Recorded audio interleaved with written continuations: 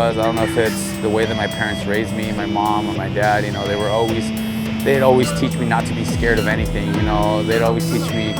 You know, I remember my dad when he had me on a bike for the first time, he took the training wheels off. He didn't even let me. He didn't let me ride the bike with training wheels. He took them off right away and said, "Let's go. You're gonna ride this bike without training wheels." And I was afraid, you know, at first, but you know, he was behind me, helping me the whole way until I finally picked it up and started going without training wheels. You know, I remember that, and it was a red bike. It was a little red bike. I had to have been like 3 or 4 years old. It was before I was in school, and I remember just my first bike. Like, that's kind of like an example. That could have been why. That could have not been why.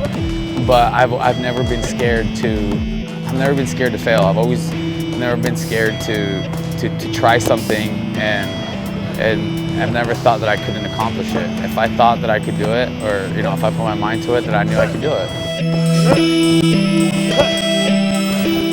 I was 8 years old, and it was my first year of tackle football.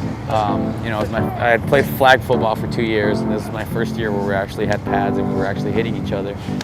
And I remember that year, one day, it was the first week, it was like the second or third day of practice.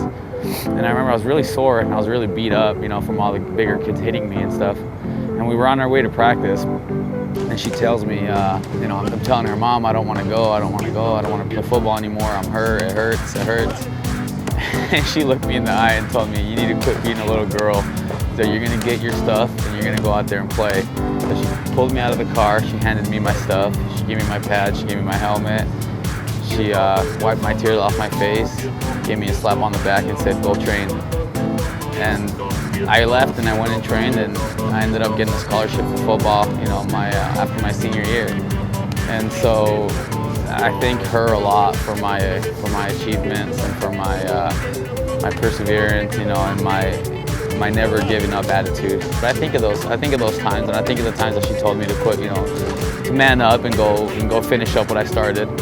And you know, I'm like, I did it then. Why can't I do it now? You know. So she played a really big role in who I am today, and you know, not giving up and you know, manning up and going out there and taking care of business. Finger in the air, you just won.